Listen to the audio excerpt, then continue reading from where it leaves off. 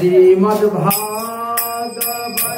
भगवान की है आरती। पापियों को पाप से ही तारती। श्रीमद्भागवत भगवान की है आरती।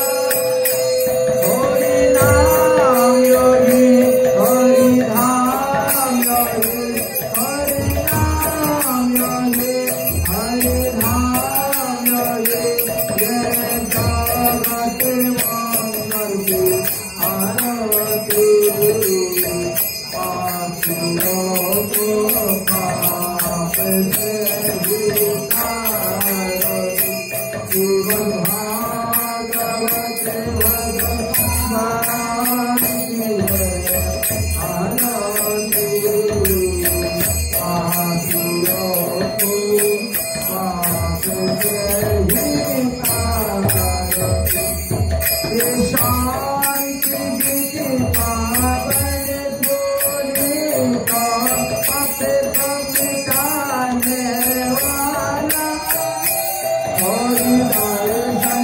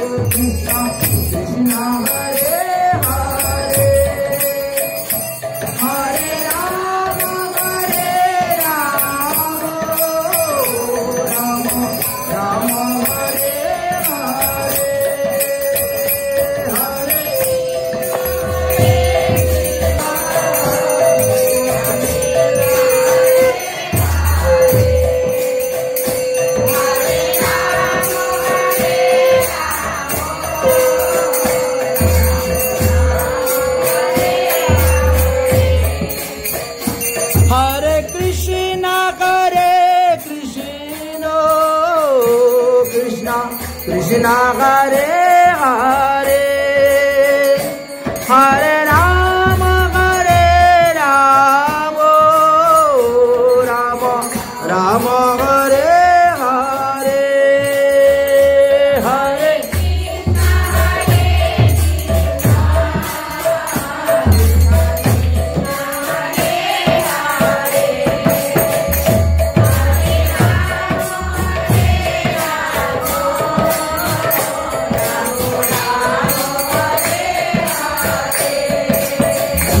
Hare Krishna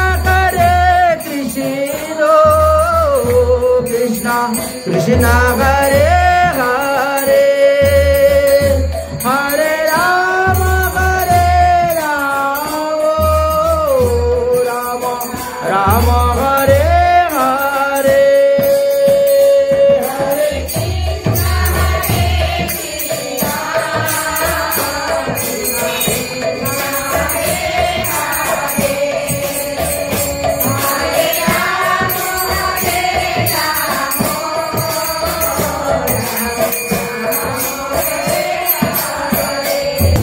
Jaya Radhe Radhe Radhe Jaya Radhe Radhe Radhe Jaya Radhe Radhe Radhe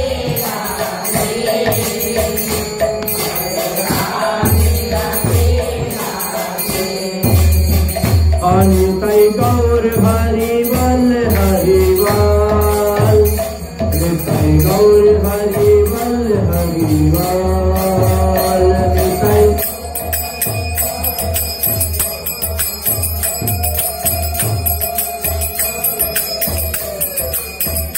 Nitai Gaur Hari Bal Hari Bal Nitai Gaur Hari Bal Hari Bal Nitai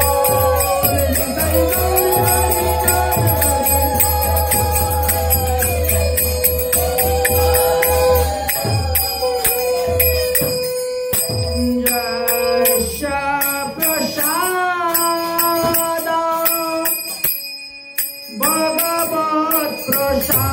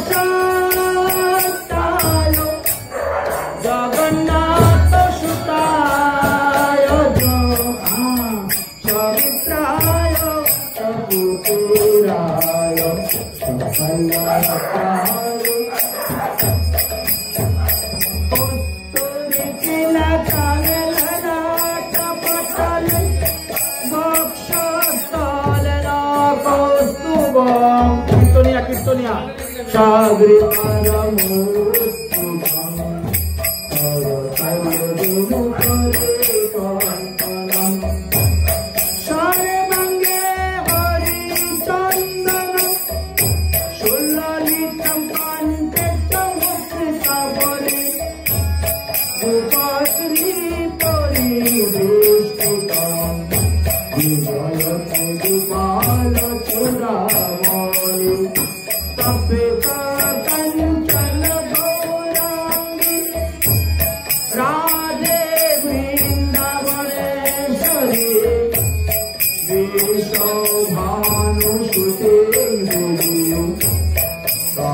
Namami Harike नारायणं नमस्कृतं नरं चैव नरोत्तमं देवीं सरस्वतीं व्यासं ततो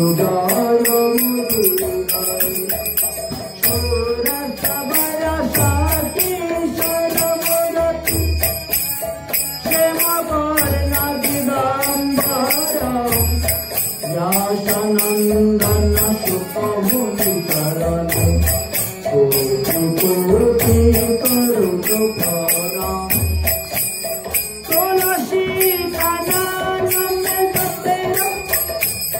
जट पद्म बनाने छो पुराण कथन में जटेरो तपस्निहित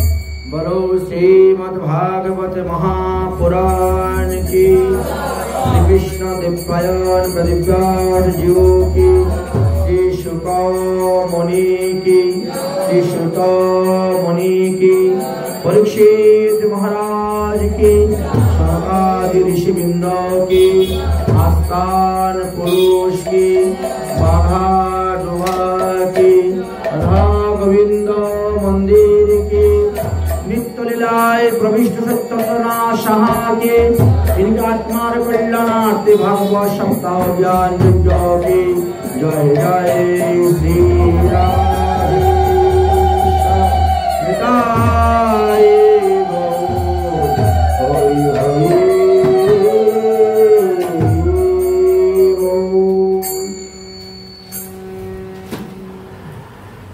मदकम बंधु मत संगी मत गुरु मत महाधनम मत निस्तारकम मत भाग्यश मत आनंदम नमस्तुते। আমরা যে শ্রীমদ্ ভাগবত সপ্তাহ জ্ঞান যজ্ঞ সাধন করার জন্য এখানে সবাই সমবেত হয়েছি, সেই শ্রীমদ্ ভাগবত মহাপুরাণই হলো আমাদের একমাত্র সঙ্গী। এই শ্রীমদ্ ভাগবত মহাপুরাণই হলো আমাদের একমাত্র বন্ধু। এই শ্রীমদ্ ভাগবত মহাপুরাণই হলো আমাদের একমাত্র গুরু। এই শ্রীমদ্ ভাগবত মহাপুরাণই হলো আমাদের একমাত্র মহাধন। এই শ্রীমদ্ ভাগবত মহাপুরাণ হলো আমাদেরকে নিস্তারকারী গ্রন্থ। এই শ্রীমদ্ ভাগবত মহাপুরাণ আমাদের ভাগ্যকে পরিবর্তন করে দিতে পারবে, তাই ভাগ্য স্বরূপ বলা হয়েছে। এই শ্রীমদ্ ভাগবত মহাপুরাণই আমাদেরকে সাত্ত্বিক আনন্দ দান করতে পারেন, পারমার্থিক আনন্দ দান করতে পারেন। তাই সেই শ্রীমদ্ ভাগবত মহাপুরাণকে প্রণাম করে আমরা ভাগবতের কথা সাধন করতে যাব। কারণ এই কলিযুগে ভাগবতকে শ্রেষ্ঠ গ্রন্থ বলা হয়েছে এবং তার শ্রেষ্ঠতা মহাপ্রভু পর্যন্ত প্রতিপাদন করে গিয়েছেন।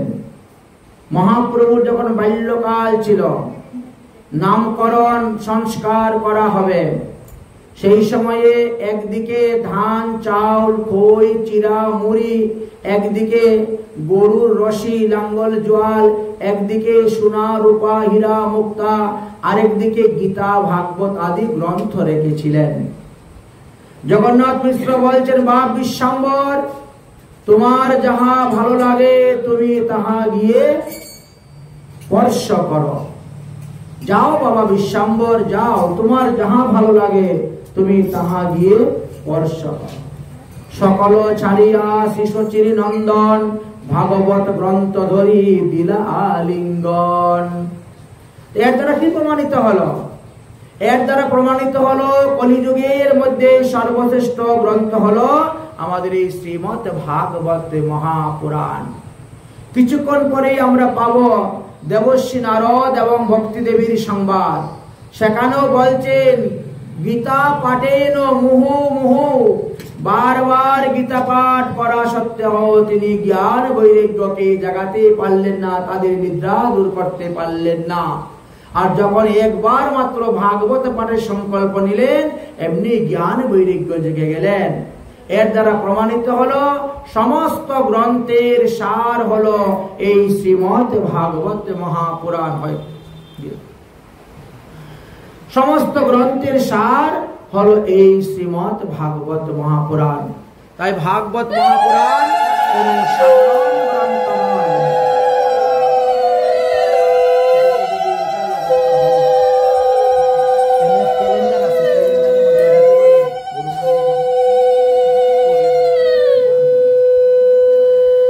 ভাগবত মহাপুরাণ কোন সাধারণ গ্রন্থ নয়। শ্রী চৈতন্য মনপিষ্টং স্থাপিতম যেন ভূতলে। তাই ভগবান এটি সিদ্ধান্ত মহাপ্রভুর। তাই মহাপ্রভুর আবশ্য এই ভাগবত মহাপুরাণ সর্বত্র প্রচার করো, প্রসার করো। এটি হলো একমাত্র শ্রেষ্ঠ গ্রন্থ। তাই বলছেন, সু অয়ম রূপ কদা মজ্জম দদাতি স পদান্তিকম। এই শ্রীমদ্ ভাগবত মহাপুরাণে আমাদেরকে সমস্ত কিছু প্রদান করতে পারবে। এই জন্য বলছেন, এই ভাগবত মহাপুরাণ কোন সাধারণ গ্রন্থ নয়, ইহা বিশেষ গ্রন্থ। এই গ্রন্থ জীবিত অবস্থায় মানুষকে মুক্তি দান করতে পারেন। এই গ্রন্থ আমাদেরকে চতুর্বর্গ দান করবেন তো, ধর্ম, অর্থ, কাম, মোক্ষ, উপরন্ত পঞ্চম পুরুষার্থ প্রেম ভক্তিও দান করতে পারেন। এই গ্রন্থকে বলা হয়েছে নিগম কল্প তরুর গলিত ফলম। এই গ্রন্থকে বলা হয়েছে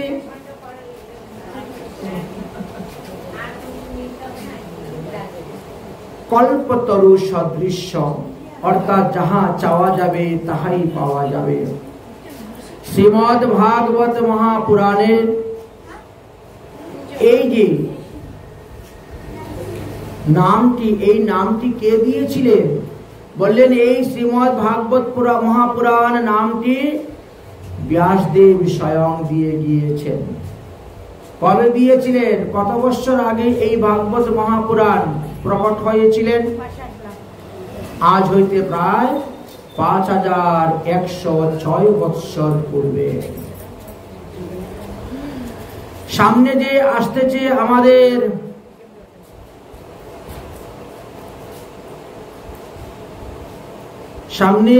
এই জয়ন্তী তিথিটা পড়তেছে।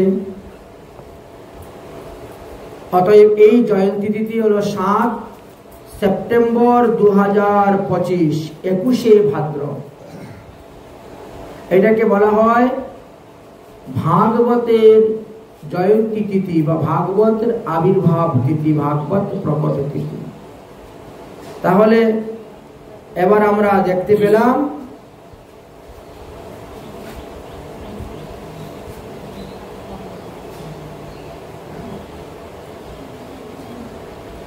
শ্রীমদ্ ভাগবত মহাপুরাণের জয়ন্তী তিথির কথা বর্ণন করে গিয়েছেন। তাহলে এবার হলো 5106তম শ্রীমদ্ ভাগবত সপ্তাহ যজ্ঞ জয়ন্তী সামনে আমাদের আসতেছে। এটা হলো 5 এখন চলতেছে, 6 সামনে আসবে। যাই হোক, ঐশ্য ভাগবত নামং ব্যাসনং প্রকীর্তিতম, বললেন এই গ্রন্থের নাম ব্যাসদেব স্বয়ং এই শ্রীমদ্ ভাগবত পুরাণ মহাপুরাণ নাম দিয়েছেন। অতএব এই ভাগবত কোনো সাধারণ গ্রন্থ নয়, এই ভাগবত হলো 4 বেদ মন্থনকারী গ্রন্থ।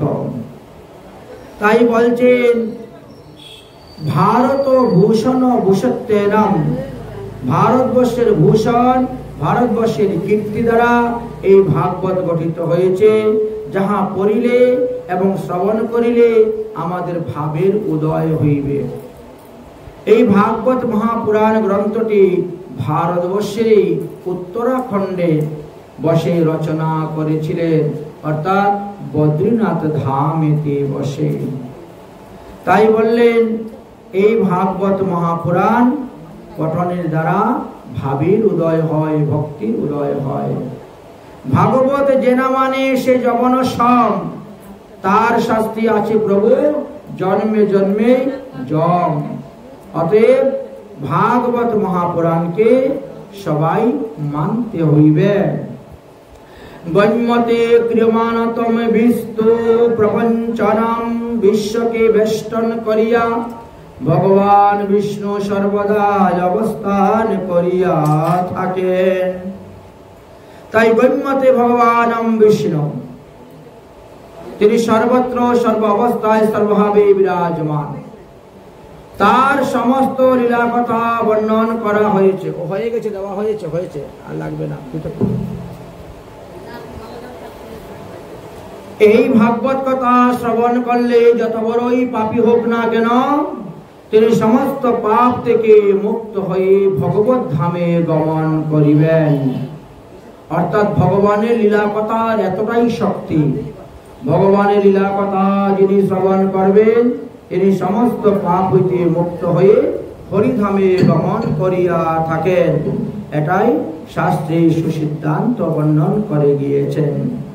বাসুদেবং কৃত্তম প্রকাশম, স্বয়ং ভগবান শ্রী গোবিন্দ এক অংশে তিনি আসলেন, ব্যাসদেব রূপে অবতীর্ণ হলেন। ভগবানের 24টি অবতারের মধ্যে 17তম অবতার হইলেন এই ব্যাসদেব। তিনি তিনার লীলা কথা এসে রচনা করে গিয়েছেন। তাই ভাগবত মহাপুরাণের মধ্যে কোনো অপসিদ্ধান্ত নাই, কোনো কুসিদ্ধান্ত নেই, কেবল সুসিদ্ধান্ত আর সুসিদ্ধান্তই আছে। অতএব ভাগবত কোনো সাধারণ গ্রন্থ নয়। স্তং তারকম সংস্কৃতম চক্রম মধ্যম, এই ভাগবত মহাগ্রন্থে পুরাণ মহাত্মা সাধু মুনি ঋষিগণের চরিত্র কথা তুলে ধরেছে।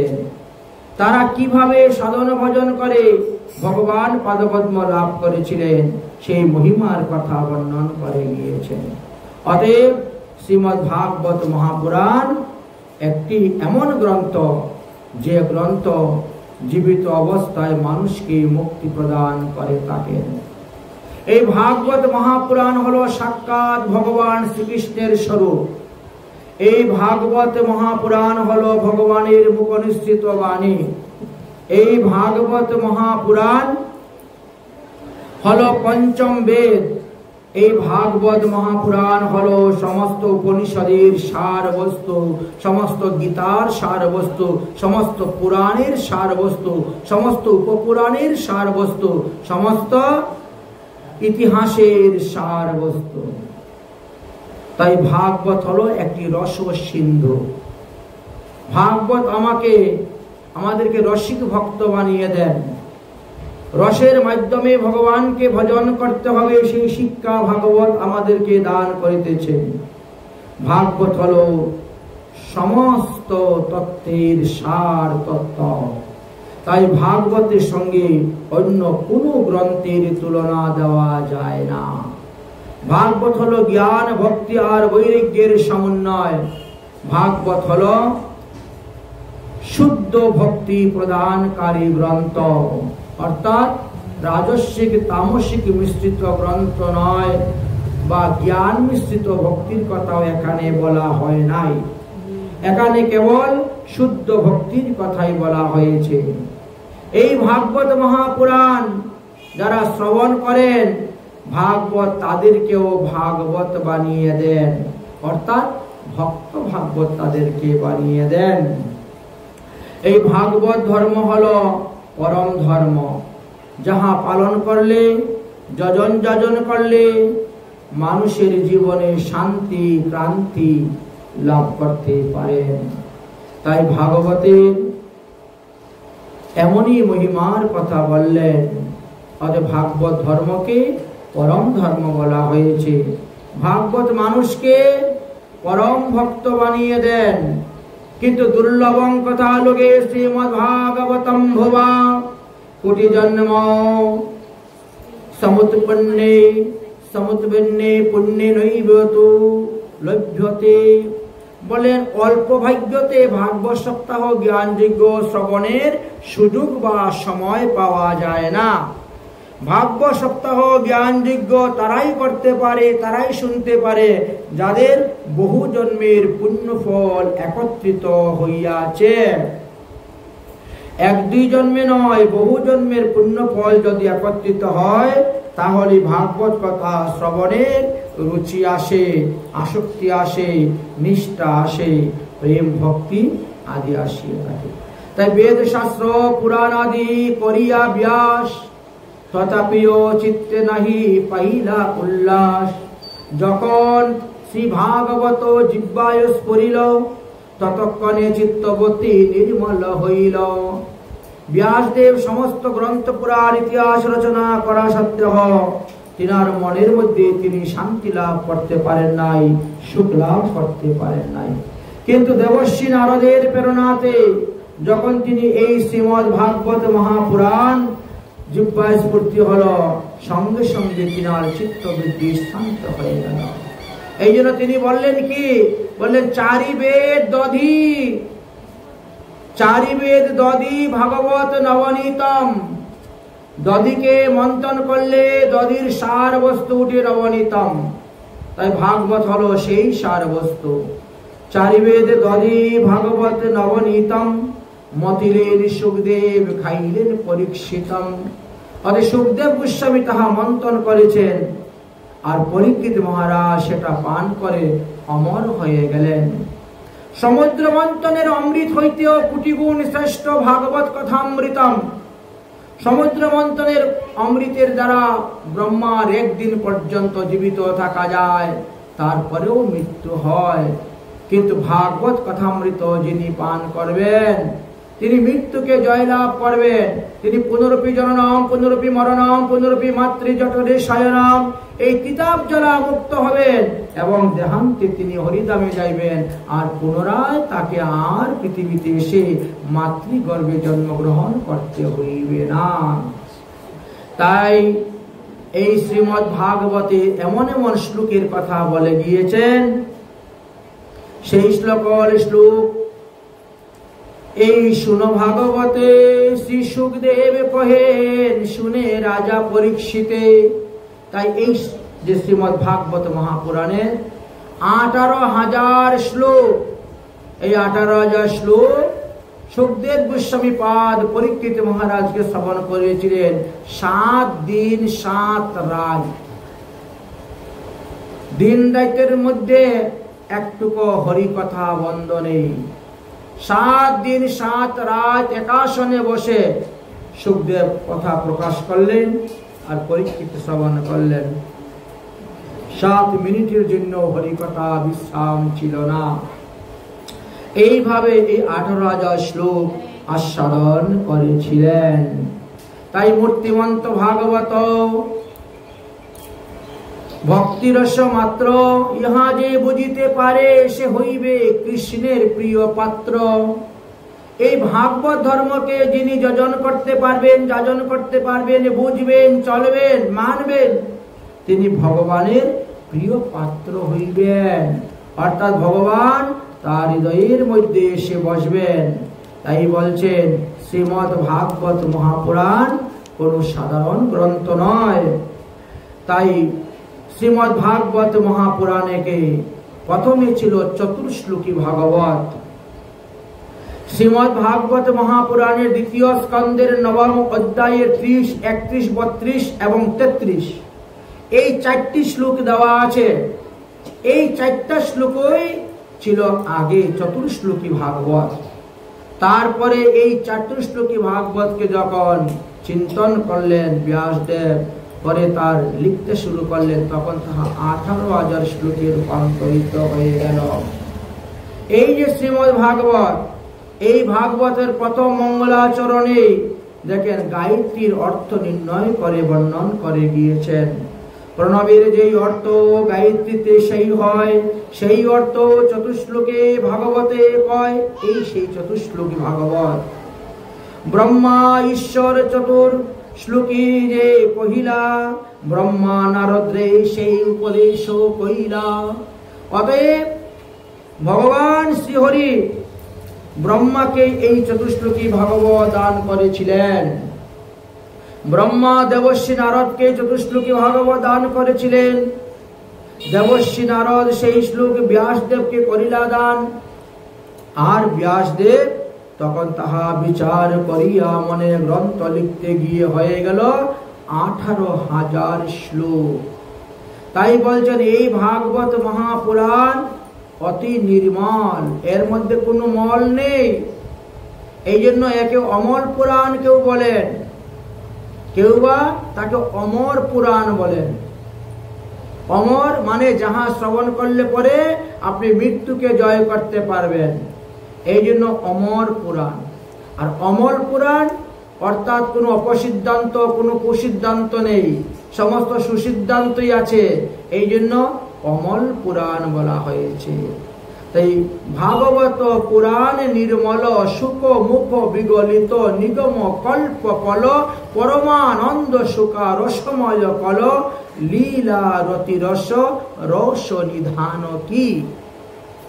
এই শ্রীমদ্ ভাগবত মহাপুরাণের এমনই মহিমা। এই ভাগবত মহাপুরাণ যারা শ্রবণ করবেন কলিহত সমস্ত দোষ চলে যাবে। তাই বলছে কলি মল মথনি তিতাপ নিবারিণী জন্ম মৃত্যু ভয় ভব ভয় হারিণী সেবত সতত সকল সুপকারিণী সৌম ঔষধি হরি চরিত গান কি। ঔষধ খেলে আপনার রোগ ভালো হয়। ভগবত কথা হলো মহৌষধ। এই মহৌষধ পানের দ্বারা কি হবে? ভগবানের চরিত্র কথা অমৃত মহৌষধি। তাহলে আপনার জন্ম মৃত্যুকে আপনি এড়াইতে পারবেন। আপনার ভয়, আপনার দুঃখ, আপনার ভবসিন্ধু পারের উপায় হয়ে যাবে। তাই এই গ্রন্থ প্রথমে পরমহংস মুনিগণের দিকে উল্লেখ করেছিলেন। তাই পরমহংস মুনি মন উল্লাসিনী যারা আত্মনিষ্ঠ, যারা ব্রহ্মনিষ্ঠ হয়ে আছেন, তারাও কিন্তু এই ভাগবত মহাপুরাণ শ্রবণের জন্য লালায়িত এবং ভাগবত পুরাণ শ্রবণের দ্বারা তারাও ধন্য হইয়া থাকেন, কৃতার্থ হইয়া থাকেন। এই হলো শ্রীমদ্ ভাগবত মহাপুরাণের ভূমিকা। আমরা এতক্ষণ ভাগবত মহাপুরাণের কিঞ্চিত ভূমিকার কথা আস্বাদন করলাম। এবার আমরা ভাগবতের মূল বিষয়বস্তুতে প্রবেশ করিব।